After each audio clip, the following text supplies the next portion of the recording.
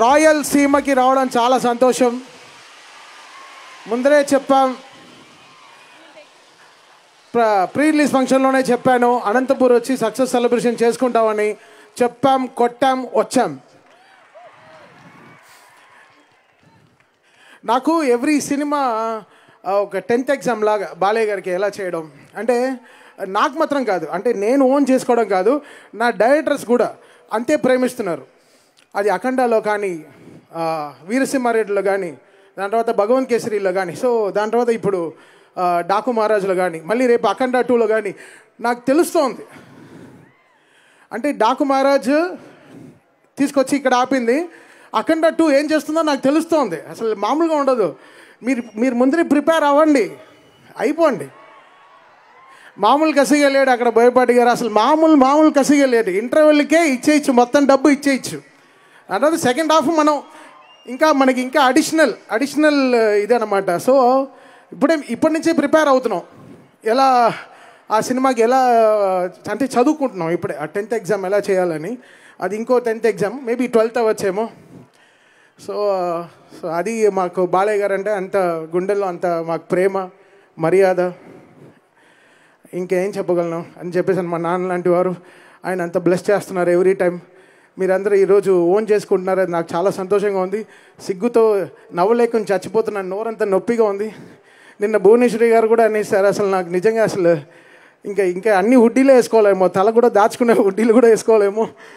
Because ఇంకా ఎంత జాగ్రత్తగా పనిచేయాలని చూస్తాను. Always it will be that super best. నేను మా టీంకి అంటే బాలయ్య గారు చూస్తే ఆ ఎనర్జీ వచ్చేస్తాం. అది ఎక్కడి నుంచి ఆ శివుడు పంపిస్తున్నాడో ఏంటో నాకు తెలీదు. ఇట్స్ కమింగ్, ఆ ఎనర్జీ ఆటోమేటిక్గా దిగుతోంది, అది ఇట్స్ కమింగ్. అది స్పీకర్లు పేలుతున్నాయి, పేలుతున్నాయి, అది నాకు అర్థం కావట్లేదు. సో అది కూడా జరుగుతుంది. ఈరోజు ఆ క్యూట్గా వాడు కూడా స్పీకర్, చాలు బ్రో ఇంకేం పేలదు, పట్టుకోవద్దు, నువ్వు ఏం పడదు. పాపం 1 అవర్గా ఆ స్పీకర్ పట్టుకునే నుంచున్నాడు, పడదులే, చూడు ఇంకా పట్టుకుంటున్నాడు, వదిలేరా రే. అక్కడ అది ఫోటో తీసి ఇప్పుడు బాబీ ట్వీట్ కూడా పెట్టాడు.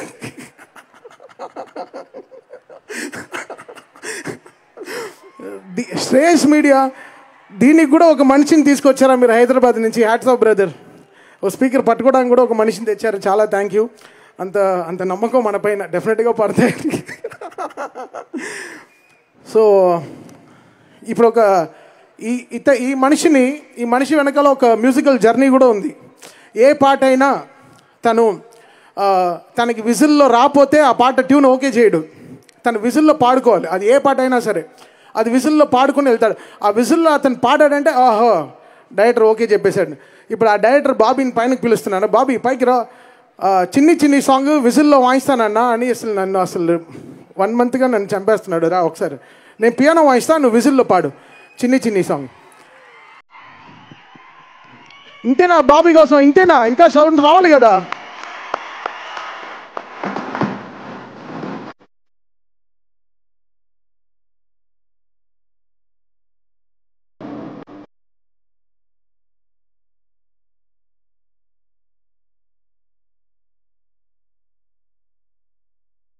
నువ్వు ఏమో చెప్పమన్నావు అన్నీ చెప్పేశాను. ఎంత అన్యాయం. అంటే నీ స్క్రిప్ట్ని ఫాలో అయినా లేదా హ్యాపీయా?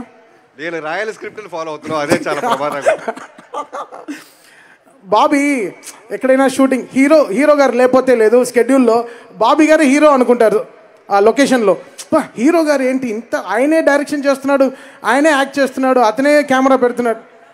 నీ గ్లామర్ ఎట్లా ఉంటుంది? నీ గ్లామర్ కోసం చెప్తున్నాను. ఓకే ఓకే, పోదు